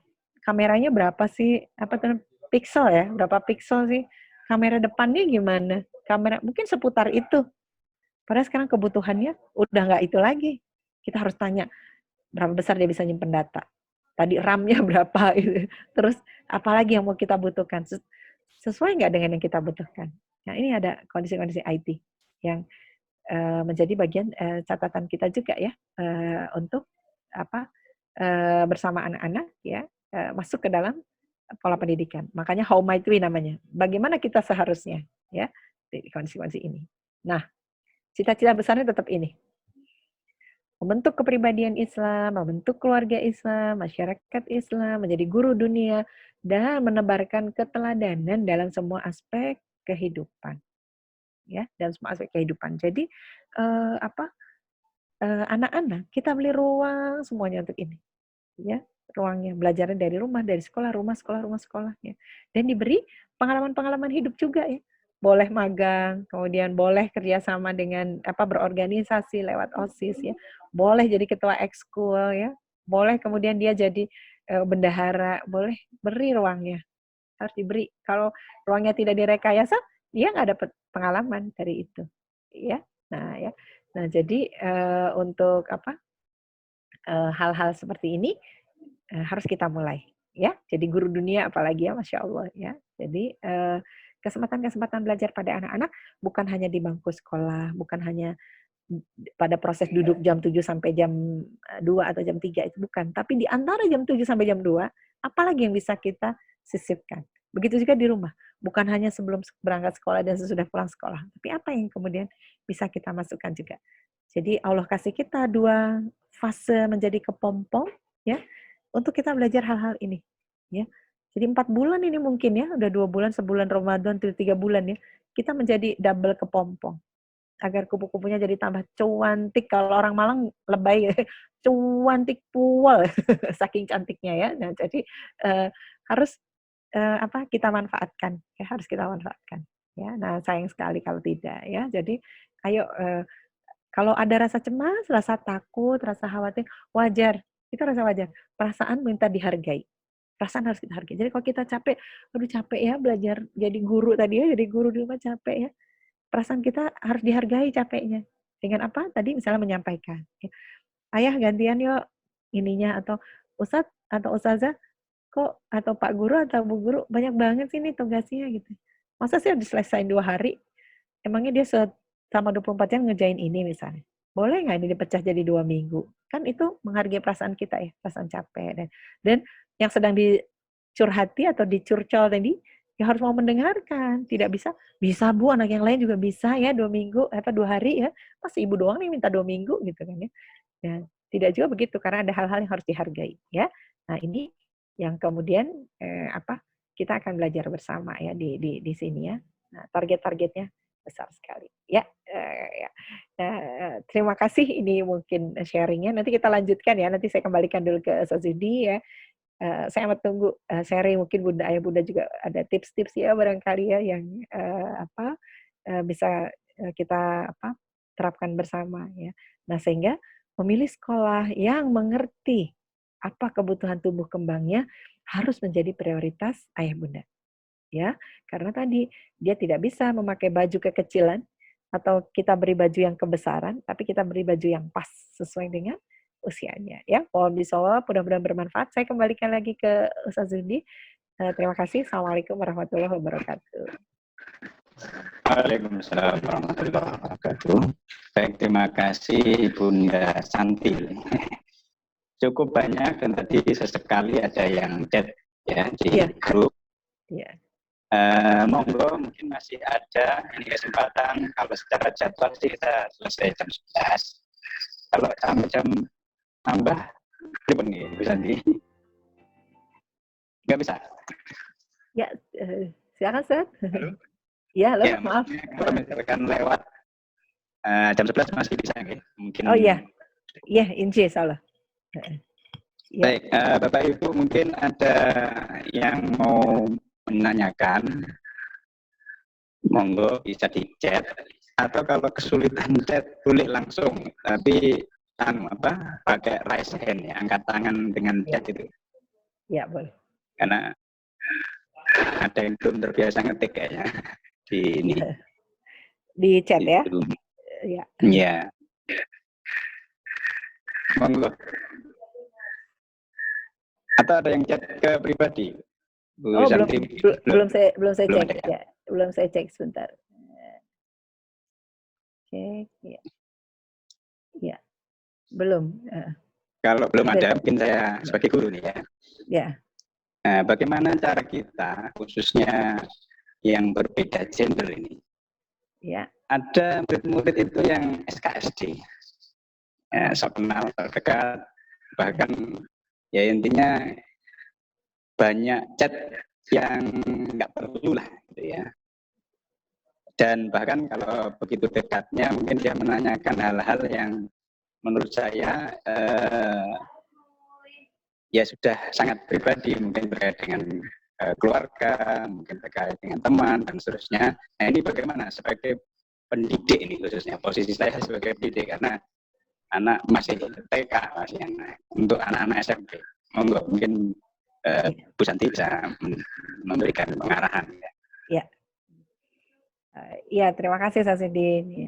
Gimana dia konteksnya ya? Tadi di usia berapa kita sudah mengenalkan tauhid kan di usia 2 ya.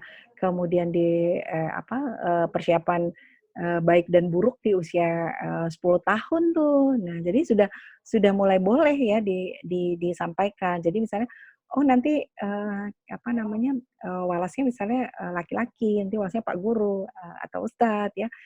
Jadi aturan-aturan itu sudah harus masuk di dalam kontrak belajar kalau kita di sekolah.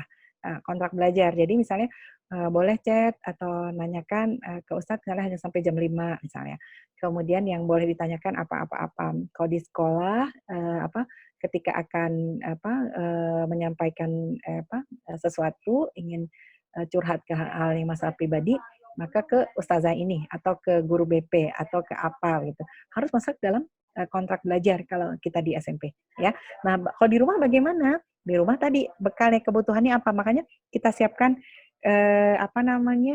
ruang tadi ya, ruang untuk anak-anak. Nah, kita bikin komitmen jadi misalnya kalau di sekolah biasanya asik-asik itu apa aja Mbak gitu. Wah, yang asik-asik itu duduk-duduk ketawa-ketawa sama Ustadz misalnya gitu, atau ketawa-tawa Pak Guru soalnya suka ceritanya lucu-lucu. Nah, mulai masuk tuh kita bisa ya. Lalu sebatas mana kita kemudian dia dibolehkan, sebatas mana kemudian ini hal yang harus dihindari. Tapi dia orangnya asik loh Bu, misalnya gitu. Iya, tapi tetap ada batasan. Gimana pun harus dihormati misalnya karena beliau seorang guru. Bagaimanapun guru itu adalah orang tua di rumah. Jadi menghormatinya sama seperti menghormati ibu misalnya, sama menghormati ayah misalnya seperti itu. Jadi kontrak belajar tidak hanya hal-hal teknis, tapi hal-hal yang psikologis, hal-hal yang menjadi batasan-batasan syariat, apalagi itu harus masuk ke dalam kontrak belajarnya gitu Sazli. Supaya tidak istilah itu kebablasan, udah kadung, oh kasihan, oh gimana gitu ya. Jadi harus masuk ke dalam kontrak belajar karena seharusnya dibekal di fase usia sebelumnya sudah ada ini stimulus-stimulus itu ya, dan ketika pas di usianya dia udah tahu mana yang boleh, mana yang nggak boleh. Ya. Gitu Sat, alam. Silakan kalau ada yang punya tips yang lain, oh boleh banget. Baik, terima kasih. Yang lainnya, monggo Bapak Ibu peserta. Ada yang di chat ini, ada yang di chat Ustadz? Ada yang sudah nyampaikan di chat? Ya. Ya, dari Bunda Mi ini ya. Bagaimana menyikapi anak yang lebih akrab dengan grupnya sehingga tampak cuek dengan teman yang lainnya. Nah, ini ya. Ini seru nih. Ini usia berapa nih Bun ya? Usia SD ya, mungkin atau usia SMP ya, lagi seneng ngegeng, bolo-boloan ya. Nah ya. Jadi di bab ini ya, memang ada di fase usia 4 tahun, anak-anak lagi suka main sosial.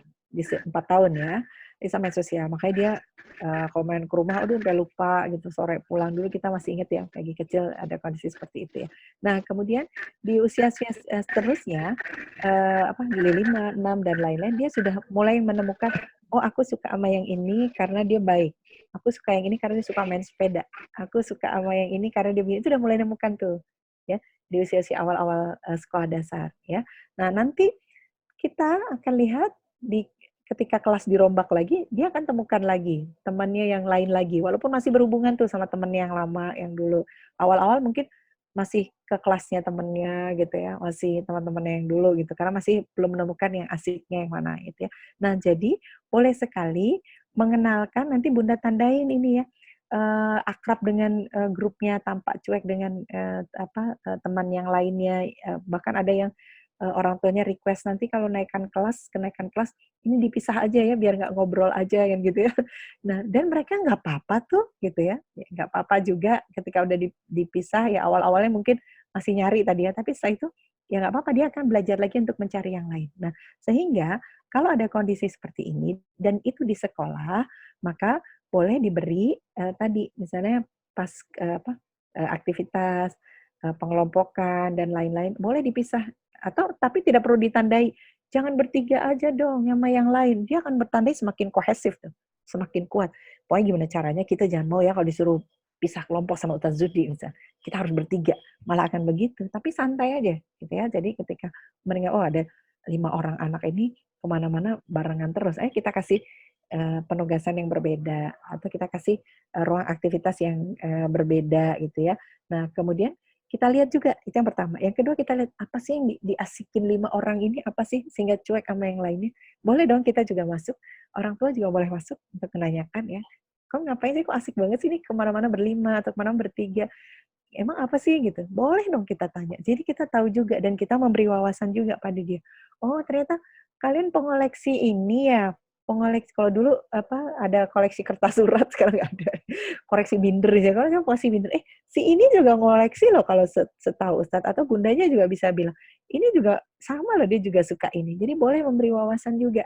Padahal pada titik di mana anak-anak merasa itu hal yang menjadi pemersatu mereka. Nah, jadi kita boleh masuk, guru maupun orang tua, untuk menanyakan, mengkonfirmasi gitu ya. Apa sih yang asik gitu dari gengnya ya. Dulu geng saya itu zamannya SMP apa SMA ya, itu karena kita kalau kebetulan dulu tuh karena duduk ya, karena tempat duduk dulu itu, tempat duduk jadi suka digrupin barengan gitu. Lama-lama jadi akrab, jadi deket gitu ya. Tapi ketika pindah kelas, di awal-awal memang masih nyari gitu ya, temennya ini mana. Abis itu ya sudah, tapi apa, ada kedekatan yang lain tuh akan ditemukan gitu ya. Oh, nggak sekedar karena kita sering dikelompokin, tapi yang ini, senang ini, akan nemu lagi. Ya, jadi ayo kita beri juga ya anak-anak untuk menemukan bahwa, temannya atau keasikan hal yang lainnya tidak hanya didapat dari, 5 orang ini ya. Jadi makanya kita harus tahu, kita harus ngepoin ya bahasa anak sekarang ya. Apa sih yang bikin asik dari kelima anak ini? Nah, kita harus cari tahu ya. Nah, kemudian ini bisa lanjut Ustaz? Ada pertanyaan lagi lewat chat ya? Bagaimana menumbuhkan sikap percaya diri Bunda untuk anak cowok 12 tahun? Karena selama ini masih manut mama aja lah gitu ya. Nah, oke. Jadi kalau sekarang kata kuncinya nih Bun di era ini, begitu juga dengan sekolah, saja kata kuncinya adalah project base ya. Beri anak-anak ini, project, beri anak-anak ini latihan ya. Dulu kita mikirin project itu kayak sesuatu yang besar gitu, bukan, aktivitas sehari-hari pun boleh project ya. Jadi kalau mau liburan boleh dong, "Kamu mau liburan ya, mau ke mana? Kakak yang cari rutenya dong lewat peta," misalnya, lewat map. "Ya udah mama aja." "Iya nanti mama ikut." Mama ngasih tahu awalnya, Kakak nerusin ya sampai mana misalnya, nerusin nyari map-nya. Atau Kakak yang milih restorannya, atau kita akan berhenti di mana, nanti mama yang milih nyari di mana pom bensin misal. Kita bisa kerjasama dulu awalnya ya dengan project base ya untuk satu aktivitas. Nah liburan ini bisa nggak jadi project base? Bisa sekali ya. Aktivitas hari ini kita kamu yang nyariin deh. Hmm, apa sih kita mau bikin apa? Ya kalau mama masak kakak apain? Kalau mama begini kakak ngapain? Jadi beri peran ya dari project base itu. Dan aktivitasnya pun bisa berganti-ganti ya. Nah boleh minta bantuan kerjasama dengan guru boleh sekali. Jadi ada aktivitas yang harus dilakukan bersama orang tua ya. Ada aktivitas yang harus dilakukan sendiri ya. Nah, kemudian yang kedua, sikap percaya diri itu tumbuh jika anak melakukan hal yang disukai, hal yang dia bisa. Ayo Bunda kenali, apa yang dia sukai dan apa yang dia bisa. Sehingga kepercayaan dirinya menjadi terus tumbuh dengan bagus. Ya, bukan hal yang dia aja belum pernah lakuin. Jadi jangan meminta hmm, orang atau anak melakukan hal yang kita juga belum ngelakuin gitu. Tentu dia, ragu juga gitu, karena harus ada contoh-contoh. Jadi beri dia yang dia bisa. Kita lihat dia rapi deh kayaknya kalau beresin lemarinya. Kakak boleh deh bantu Bunda, naruh-naruh ini, bajunya adik-adik misalnya di apa, lemari. Kita kenali kekuatannya. Karena dari situ anak-anak menjadi lebih, percaya diri. Gitu ya Bun ya dari Bunda. Oh nggak ada namanya ini ya? Wow lebih sawab ya Bun ya. Nah, kemudian yang berikutnya dari Bunda Bisi ya. Bunda, anak saya 17 tahun, sekolah di SMK, pendidikannya semi militer, disiplinnya tinggi, pegang HP pun tidak boleh. Namun sejak di rumah, disiplinnya hilang, asik dengan game. Ketika saya bicara iya, tapi konsentrasi HP. Jika WiFi cabut marah ya. Oke, ya, ya. Saya lupa tadi menyampaikan ya bahwa kita ada di rumah, tapi kan bukan liburan ya. Ya kan? Kan ada pekerjaan, ada tugas-tugas yang harus dilakukan. Sehingga sedapat mungkin ritme keseharian juga tidak berubah. Ya, apa misalnya bangun tidurnya nggak jadi semakin siang. Kan kalau libur kan di era sebelum era pandemi kan kita boleh bangun siang hari Sabtu, Minggu mungkin ya karena libur ya, habis subuh boleh tidur lagi. Mungkin seperti itu. Tapi kalau hari sekolah habis subuh kan udah mandi siap-siap ya. Nah, harusnya ritme-ritme harian itu sedapat mungkin tidak berubah banyak. Jam mandi, jam tidur, jam aktivitas, agar kita tidak susah lagi mengelolanya untuk kemudian di kegiatan-kegiatan reguler. Nah, jadi kalau kemudian HP yang digunakan untuk pembelajaran jam berapa saja, kakak belajar pakai HP jam berapa saja, ini sampai ini. Boleh meminta bantuan juga kepada guru di sekolahnya misalnya. Jadi pasca ini maka HP tidak lagi digunakan untuk aktivitas lain selain komunikasi dan kemudian aktivitas belajar. Nah, jadi kita kembalikan HP pada fungsinya. Nah, yang kedua, kalau dia main game, coba tanya juga apa yang dimainkan, terus dampaknya apa. Kakak selama ini emang rasanya apa setelah main ini? Aku jadi tambah pinter nih karena gamenya game strategi misalnya. Nah, kalau game strategi, ayo juga di dampak kesehariannya ada nggak yang juga merupakan dampak positif dari kakak main game strategi itu? Ya, jadi itu harus kita konfirmasi apalagi usia 17 tahun sudah bisa diajak bicara. Kalau tarik paksa memang marah karena dia tidak punya aktivitas pengalihnya. Ya aku ngapain kalau nggak ada HP? Mau main juga nggak bisa karena terbatas ya. Mau begini juga nggak bisa. Sedangkan teman-teman semua ada di situ. Nah jadi beri regulasi yang disepakati. Oh ya kalau mau ngobrol dan lain-lain, ada aktivitas lain juga yang mau kakak kerjakan dan ayo dirundingkan. Boleh sekali dirundingkan ya. Jadi karena apa? Untuk ketika apa kemudian kita biarkan makanya terkonfirmasi ya udahlah mumpung dibiarin misalnya seperti itu ya, jadi ayo aturan kita riset lagi misalnya kakak kayaknya bunda agak terganggu nih atau sayang ya waktunya kakak hanya untuk HP aja, kakak memang ngapain aja misalnya. Terus bagaimana enaknya maunya bunda begini, menurut kakak gimana, ada hal lain lagi atau dari HP itu kakak bisa membantu bunda apa gitu ya, tadi mau coba-coba bisnis lewat digital kah, atau mau bantuin bunda cari resep masakan kah, atau bikinin adik mainan dari melihat tutorial, ya tanyakan juga hal-hal yang bisa bermanfaat dari dia pegang HP seharian itu. Itu ya bun, untuk Bunda Misi ya kalau silakan loh yang mau sharing punya pengalaman juga dengan anak-anak native digital kita ya, anak-anak milenial kita ya yang ide-idenya luar biasa ya, ide-idenya ya. Bagaimana banyak dunia lain yang mereka raih tanpa kita kepikiran gitu ya, mikirin kayak gitu ya. Sekarang di vlog aja semua sudah saling share tentang tips-tips gitu ya, ada tips masak, tips ini. Boleh tuh nanti untuk kakak bisa buat nggak gitu ya, video-video tutorial kah atau tadi ya aktivitas-aktivitas yang berbasis digital itu boleh sekali, boleh tuh difilmin, boleh di ini, boleh di karena YouTube kan bisa buat aja akun-akunnya itu. Cari juga kebermanfaatannya ya. Kaitannya dengan pertanyaan Bunda sebelumnya dengan project base ini. Kalau dikasih project ini apa? Nah, sekolah juga boleh nanti mencoba dengan project base karena anak-anak di usia ini lebih senang dengan project base. Ya, jadi mereka kita menghargai prosesnya ya. Jadi proyeknya adalah ini gitu ya, membuat apa gitu ya, membuat tape misalnya ya. Gimana nih sampai terjual misalnya dari tape kayak jualnya di mana Ustaz? Terserah jualnya boleh di pasar, boleh di CFD atau boleh pakai jual online dengan kekuatan kata-kata ya, asal wah tape ini dibuat dengan cinta, dibuat dengan jujur, bersih semuanya, sehat gitu. Lalu kita jual ke orang tua misalnya gitu ya. Nah itu dengan project base ya. Jadi di rumah pun boleh sekali dilakukan dengan project base gitu ya. Gitu saat ya. Malam ini, oh ada lagi ya? Ada satu lagi Ustaz Zuri. Ya, minta sarannya, guru dan orang tua menjadi kombinasi yang ideal untuk dari Bunda Asfi ya, mengajarkan anak. Tapi di lain sisi tidak semua orang tua berlatar pendidikan tinggi. Ditambah kurikulum saat ini beda dengan dulu ya. Kira-kira bagaimana solusinya? Karena belum tentu banyak orang tua yang terlalu paham dengan pembelajaran anak sekarang ya.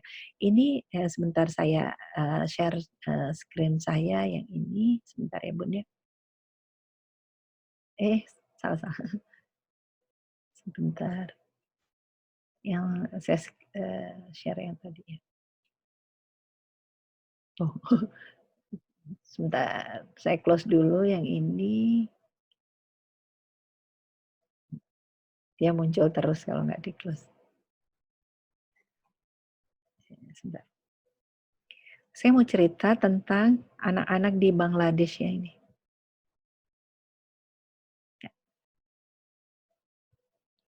Nah, ini. Dari kampung ini lahir desainer logo kelas internasional. Ya, ini saya cerita tentang Bangladesh ya.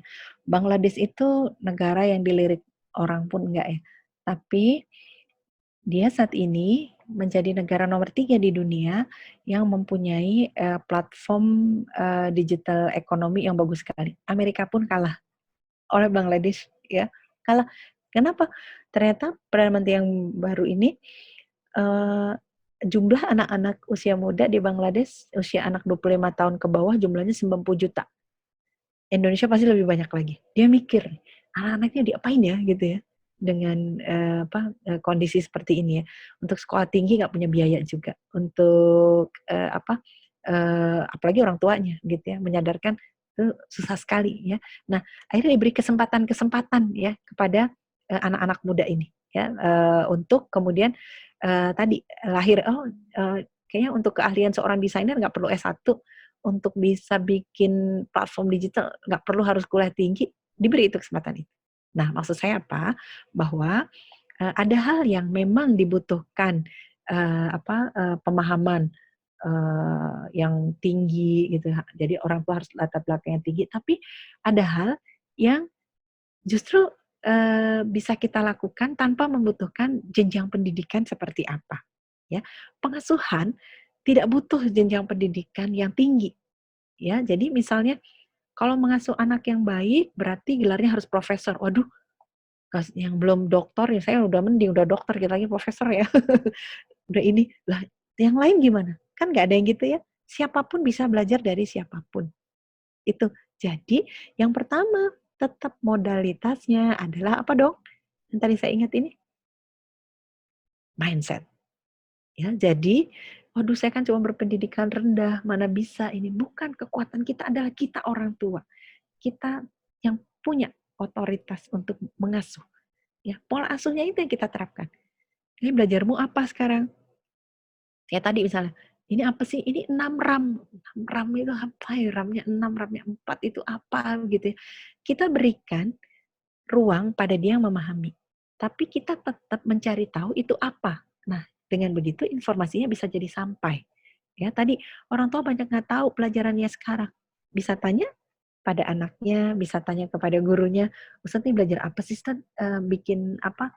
Eh, slide atau bikin desain tuh pakai apa sih Ustaz? Pakai Corel tuh apa sih Ustaz? Misalnya gitu. Kan bisa ada ruang bertanya. Kan bisa juga pada anak tanya.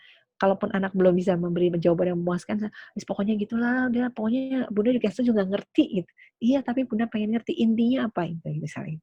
Kan kita juga belajar. Makanya pendekatannya pada saat kita mengasuh anak-anak di sekolah maupun di rumah, pendekatannya bukan pendekatan administratif, tapi pendekatannya adalah pendekatan learning, pendekatan belajar. Kalau pendekatan administratif kan yang jenjangnya lebih tinggi, yang paling tahu. Orang tua jenjangnya lebih tinggi, berarti orang tua paling tahu. Padahal zamannya beda. Guru jenjangnya lebih tinggi, guru yang paling tahu. Padahal murid tiap hari dia lakukan hal yang kita hanya belajar dari buku. Sedangkan murid mungkin dia punya perusahaan desain, mungkin ayahnya bekerja di situ, punya lakukan sendiri. Nah, kita belajar dari buku. Pinteran mana? Pinteran dia kan? Jadi pendekatannya tidak hierarki.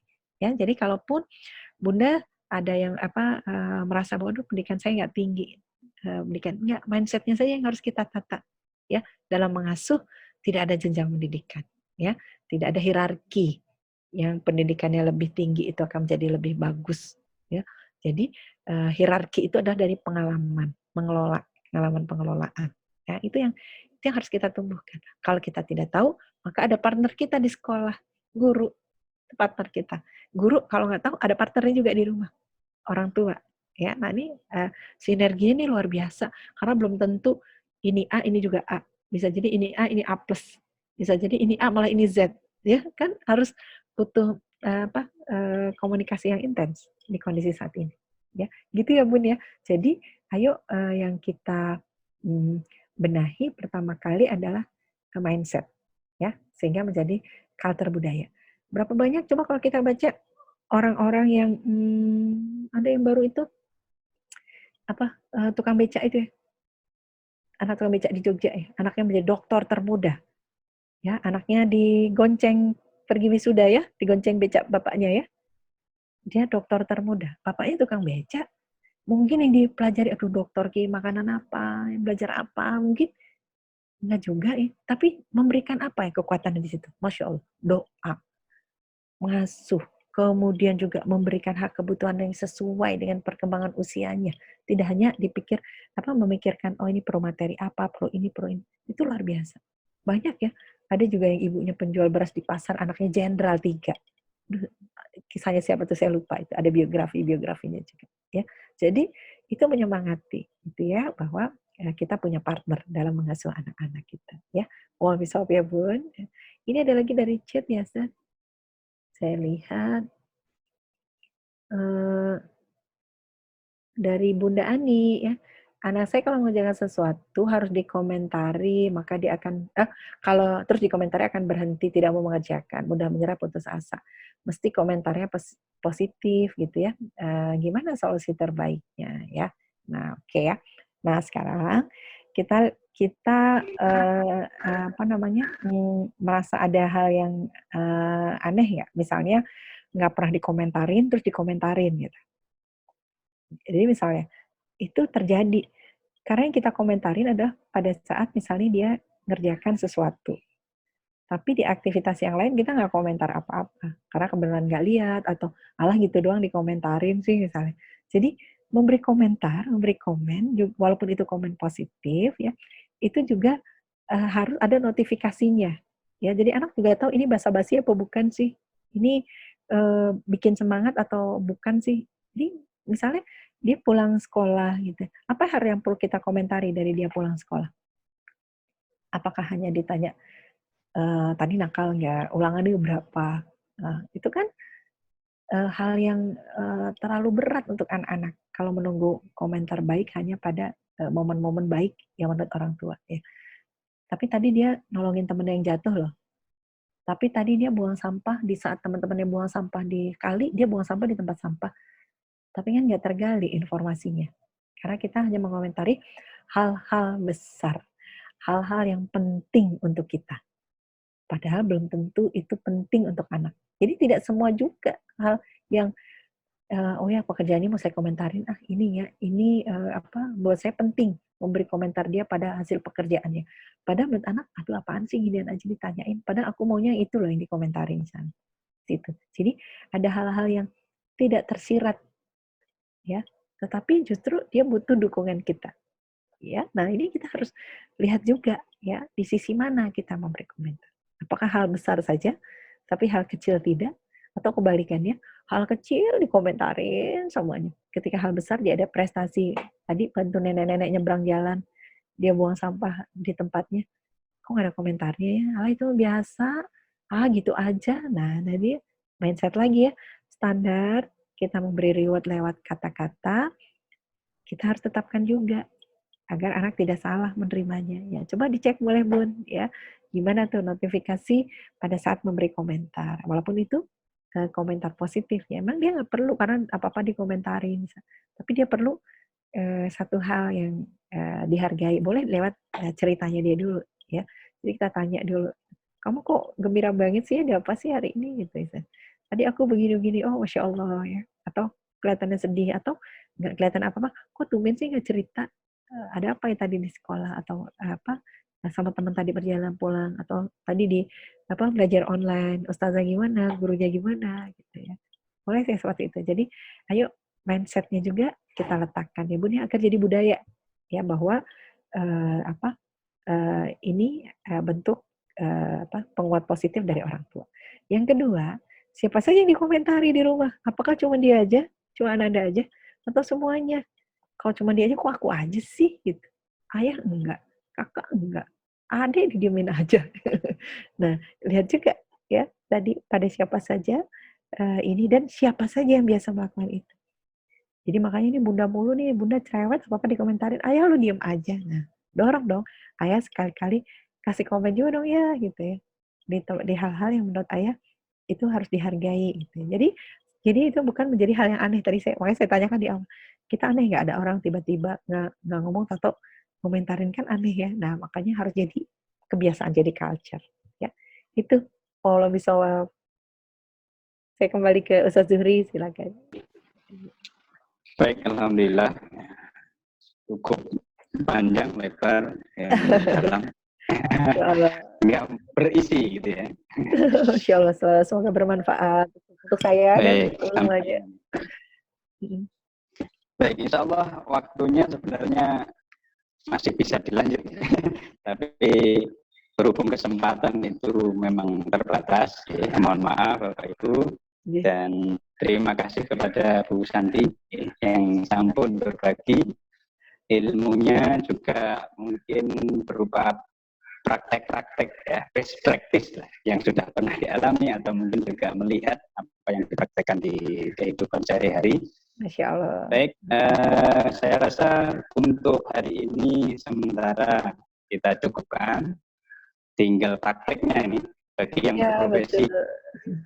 pendidik ya di sekolahnya masing-masing.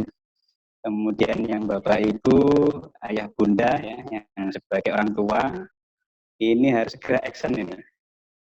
Karena saat ini yang masa-masa kritis, mungkin ada tadi yang sempat menyebut ada kejenuhan belajar di rumah, Iya, ada yang usul, kenapa sih nggak sekolah aja, nggak terus sekolah aja ya. protokol tadi ya.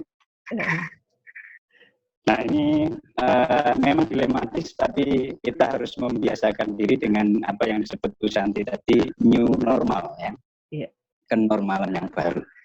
Baik, demikian saya rasa mungkin dari Bu Santi ada kata-kata penutup ini, ya pesan Iya. buat semua. Ya, monggo. Iya, Masya Allah ya. Terima kasih, senang sekali saya bertemu Ustazah, kemudian ayah bunda semuanya ya. Kita mengalami hal yang sama. Kalau ada jenuh, ada panik, ada kemudian takut, malas dan sama semuanya merasakan hal yang sama ya. Nah, kemudian bagaimana kita tadi menganggap ini sebagai mengambil sisi satunya lagi ya, yaitu sisi hikmah atau sisi ibrah ya. Apa sih hikmah dari semuanya ini? Ayo kita mulai narikin hikmahnya satu-satu ya. Dapat hikmah apa? Ada apa bersama keluarga, kemudian belajar online, kemudian ayo kita tarik hikmahnya satu-satu ya. Sehingga kita menjadi yang untung tadi ya, kita ditaruh di dua pingitan antara pandemi dan Ramadan ya. Jadi keluar kita harus jadi orang yang beruntung dengan memanfaatkan waktu itu ya. Mohon maaf nanti kalau ada hal yang tadi ada hal yang kurang berkenan ya untuk ayah bunda ya. Nah, terima kasih kesempatannya, semoga bisa ketemu lagi ya, ketemu apa di tatap muka, kemudian bisa ketemu langsung dan lain-lain ya. Ya. Terima kasih Ustaz Farid, Ustaz Zuri ya. Baik, itu tadi semoga pertemuan kita senantiasa membawa berkah dan manfaat. Ya. Mohon maaf saya selama memandu mungkin ada yang kurang berkenan. Kita tutup ya pertemuan sudah siang, cukup siang dengan membaca hamdalah, istighfar dan kafaratul majlis. Alhamdulillahirabbil astagfirullahaladzim, subhanakallahumma wa bihamdika, asyhadu an la ilaha illa anta astaghfiruka. Demikian, setelah ini mungkin nanti monggo beraktivitas masing-masing, semoga diberikan kesehatan, berkahan, kemanfaatan waktu. Dari saya sekali lagi mohon maaf. Billahi taufiq wal hidayah. Wassalamualaikum warahmatullahi wabarakatuh. Waalaikumsalam warahmatullahi wabarakatuh. Monggo.